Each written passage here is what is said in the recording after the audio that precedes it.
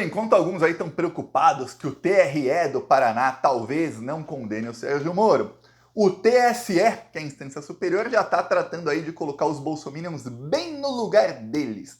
E aí, alguns bolsonaristas tiveram uma péssima notícia já nessa semana.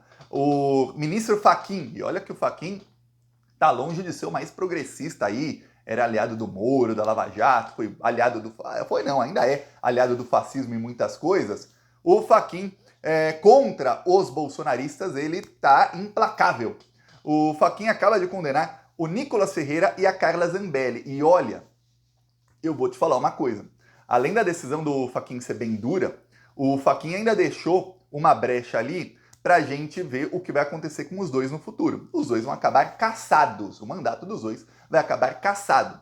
Muita gente não tá sabendo, mas tem um processo no TSE que tem em andamento que envolve 76 bolsonaristas.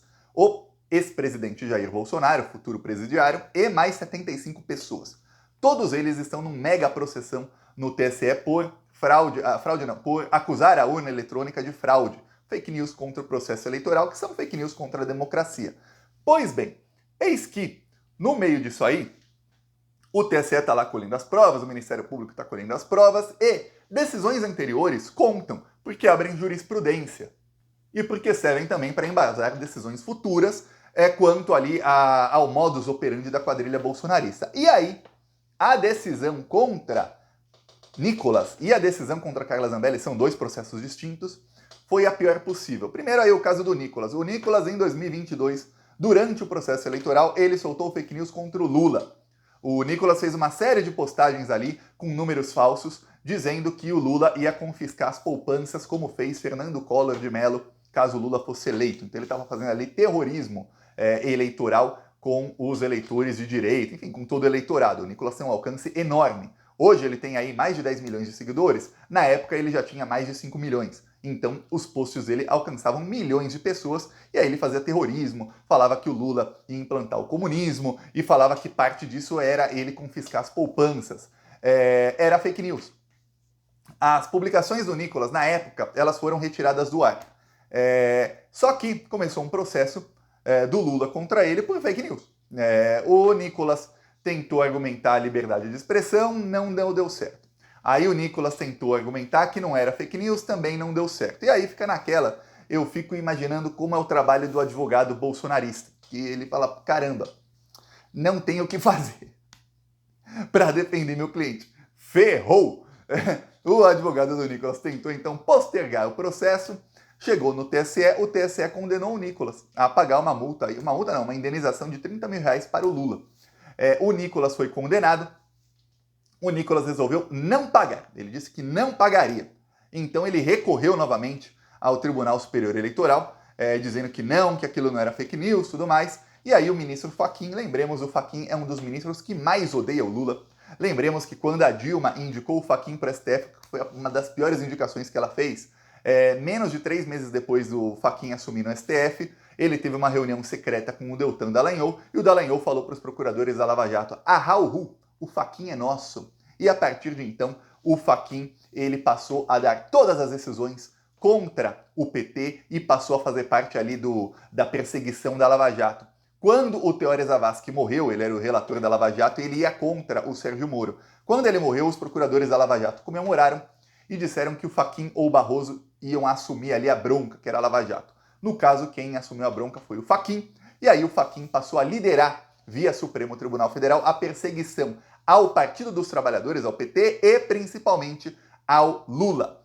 Ali a coisa foi ficando feia ali para o Lula, porque a perseguição foi piorando muito, o Lula recorria aí das decisões ilegais do Sérgio Moro, e o Fachin, ele referendava todas os desmandos do Sérgio Moro. Inclusive, quando foi votada a suspeição do Sérgio Moro, no dia em que o Sérgio Moro foi considerado um juiz ladrão em 2021, o Fachin votou a favor do Moro, ele ignorou toda a Vaza Jato, ele deu um dos votos mais vergonhosos de toda a história do Supremo Tribunal Federal, porque não sou eu quem digo, é o New York Times quem disse, esse foi o maior escândalo, envolvendo inclusive valores, o maior escândalo judicial da história da humanidade. Nunca houve em toda a história deste planeta, não sei outros planetas aí, se é a vida, se em outros planetas já houve, mas neste em que nós estamos, nunca teve um escândalo judicial tão grave e tão grande como a Lava Jato.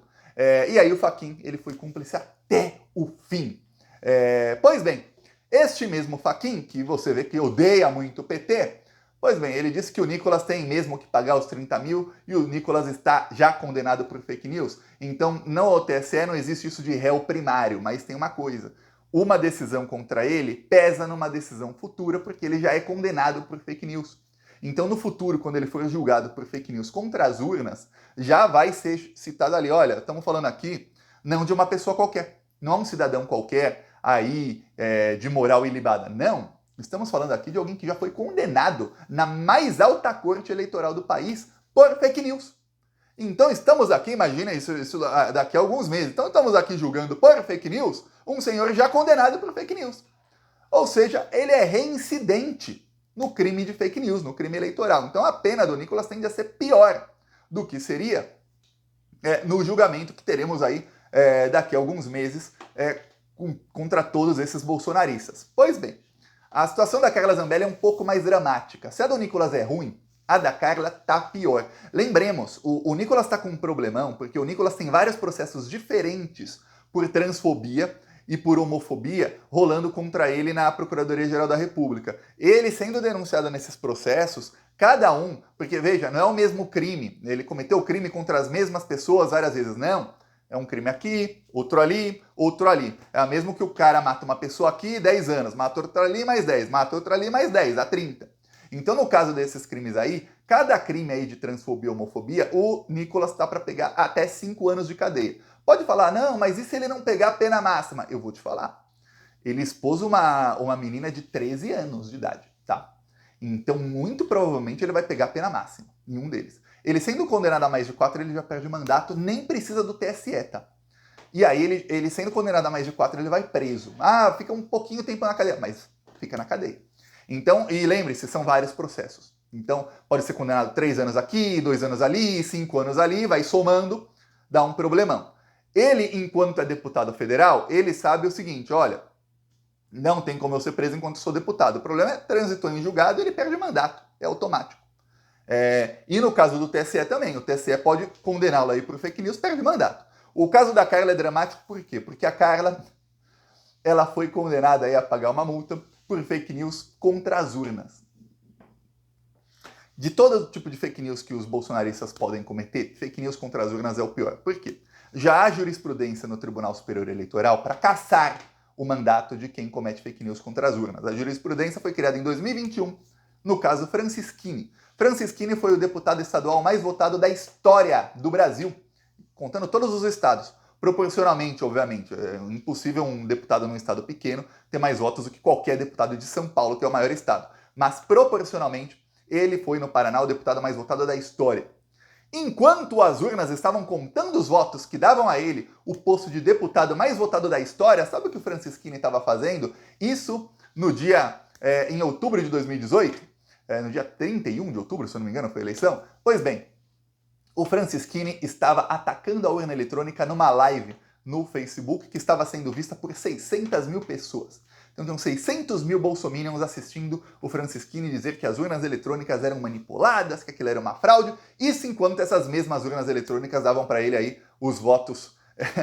Quer dizer, o cara ele coloca ali sob dúvida a própria eleição dele, que foi a maior da história. Nossa, estão manipulando votos. Aí, pô, você teve a maior votação? Então se alguém manipulou foi você, pô. Não tem outra. Pois bem, o Francisquini demorou 3 anos para ser julgado. No julgamento dele, eu lembro até hoje, eu assisti o julgamento do Francisquini, o ministro Alexandre de Moraes, ele disse o seguinte, olha, ele não usou a palavra vergonha, mas ele falou que é errado aí o Tribunal Superior Eleitoral demorar 3 anos para julgar um crime desses. Nos próximos casos a coisa vai ser mais célere. Não demoraremos 3 anos nunca mais para julgar um crime de fake news contra as urnas, porque isso é fake news contra a democracia. Aí ele falou do modus operandi, citou o inquérito das fake news, foi um voto bem longo do Alexandre, e os outros acompanharam. Pois bem, ali criou-se jurisprudência para quê?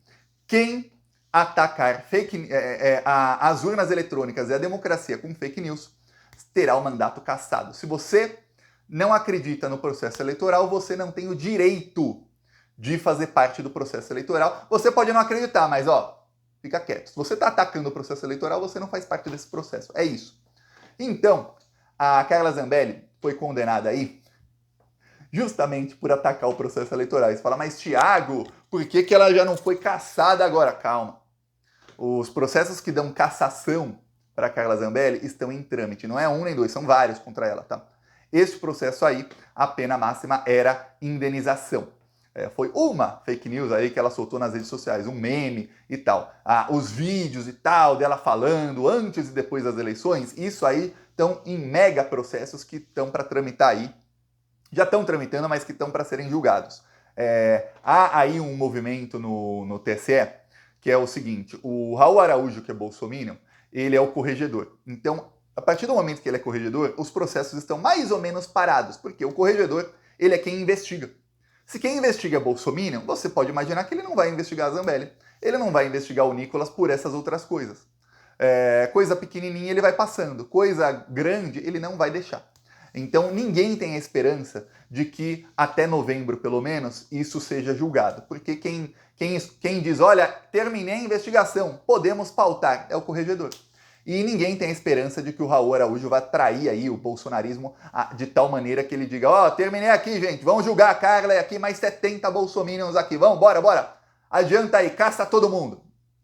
Não há essa esperança aí em Brasília. A esperança maior é assim, o que todo mundo espera é que o Raul Araújo saia e já, aí no final do ano, isso começa a dar andamento acelerado. Pois bem, alguns falam, mas o Alexandre de Moraes não vai mais ser o presidente do TSE, vai sair o Alexandre de Moraes. Sim, mas acredita-se que vai dar um andamento aí mais célere quando sair o Raul Araújo da corregedoria. Pois bem, a Carla já sendo condenada por fake news contra as urnas, também a situação dela, nesse processo aí em que ela pode ter o mandato cassado, é praticamente insustentável. O que está segurando a Carla Zambelli solta, não sou eu que digo, Gilmar Mendes falou, a Carla Zambelli não está presa hoje porque ela é deputada federal e hoje para prender um deputado ou uma deputada, um parlamentar, uma excelência, para prender uma excelência hoje, eles são verdadeiras excelências hoje. É um parto, é difícil pra caramba. Na época lá que eram petistas, nossa, prendia, invadia gabinete, tinha problema nenhum. Aí agora para prender bolsonarista, nossa, prender petista sem prova que era inocente, não tinha problema. Prender bolsonarista, eles só tentaram dar golpe de Estado, eles só tentaram acabar com a democracia do Brasil. Vai prender os coitadinhos, ó o Brasão. Olha, o Arthur Lira foi lá peitar o Lewandowski para dizer, o Brasão, que ele fez o que o Brasão? Ele só mandou matar uma vereadora, não é nada. Foi preso, aí nem é flagrante, gente. Nossa, de prender uma excelência. É assim que está hoje, que estão as coisas. É assim que estão. Em grande parte, isso é culpa aí dos parlamentares de esquerda, tá? Grande culpa deles, porque eu lembro que eu fui o primeiro aqui a ficar falando de comunicação de redes sociais, eu falava disso todos os dias, que eu sou especialista nisso. E os deputados de esquerda simplesmente, eles não viam isso, não me escutavam, poucos escutavam. Os que me escutaram tiveram aí uma votação bem maior em 2022 do que tiveram em 2018. Os que não escutaram, muitos nem conseguiram se reeleger, outros se reelegeram ali quase na rabeira. E aí a esquerda não conseguiu aumentar muito a sua base em 2022, em parte graças ao fato de que, por culpa do fato de que quem tinha verba que podia realmente investir em redes sociais, que são os parlamentares, eu por exemplo, olha o tamanho do Plantão Brasil, olha o tamanho das minhas redes sociais, você fala, nossa, Thiago, qual é o investimento? Zero. Peguei a câmera do celular, que era nem era esse, era mais antigo que esse aqui, tinha um celular, um Galaxy S8, eu tinha, peguei a câmera e fui fazendo. Com o microfone, até hoje eu uso o microfone que vem com o celular. Esse é o meu investimento. Os parlamentares têm 120 mil reais por mês para contratar assessoria. Pelo amor de Deus, se me dá 120 mil por mês, o Plantão Brasil não ia estar com essa plaquinha aqui. Eu já ia estar com a placa de sei lá quantos milhões. Minhas redes sociais, eu ia ter mais seguidor que o Nicolas. Pelo amor de Deus. Eu nem me exponho mais, eu não sou parlamentar, não tenho segurança da Polícia Federal nem nada, eu nem fico me expondo mais, fazendo mais tanto vídeo no TikTok e no Instagram. No TikTok também não aparece para muita gente os vídeos que eu faço, mas nem tento assim fazer tanto mais, que eu só me exponho, fico sendo ameaçado por todo mundo e tudo mais. Mas olha, quem pode e tem verba não tá fazendo. É o que acontece, os bolsonaristas estão nadando de braçada. E aí eles conseguem fazer as fake news deles chegarem a mais pessoas. Você vê aí que as pesquisas mostram a popularidade do Lula caindo, porque ele está sendo atacado por todos os lados. E quem pode fazer o embate? A SECOM tem muitos problemas, mas a SECOM não pode fazer embate político, a SECOM não pode acusar o Bolsonaro de crime, a SECOM não pode sair mostrando fake news do Nicolas, o outro atacando parlamentares. Quem tem que fazer esse embate são os parlamentares. E eles têm verba para isso, todos eles. E não estão fazendo. Alguns estão, a grande maioria não está. Então tá tendo esse problema aí na esquerda, mas tudo indica aí que esse problema vai ser mitigado porque o pessoal com maior alcance na extrema-direita vai acabar sendo caçado por fake news. E eu falo o seguinte, caçando a Carla Zambelli, por exemplo, não sai só ela, viu? Quando sai a Carla Zambelli, saem 3 deputados do PL junto com ela. Porque ela é caçada, os votos dela são tornados nulos, isso muda o coeficiente eleitoral, saem mais 3. Então o PL hoje tem 92 deputados. O PL cai para 88, saindo a Carla Zambelli. Saindo o Nicolas também, com o Nicolas saem mais 3 ou 4. Então já cai para 80 e poucos. Quer dizer, um partido que elegeu 99, hoje tem 92, vai ter 80 e poucos só com esses dois aí. Fora os outros, são mais de 70 aí no processão. Veremos o que vai acontecer, viu? Eu peço a sua inscrição aqui no Plantão Brasil, seguiremos aqui na luta. Falou!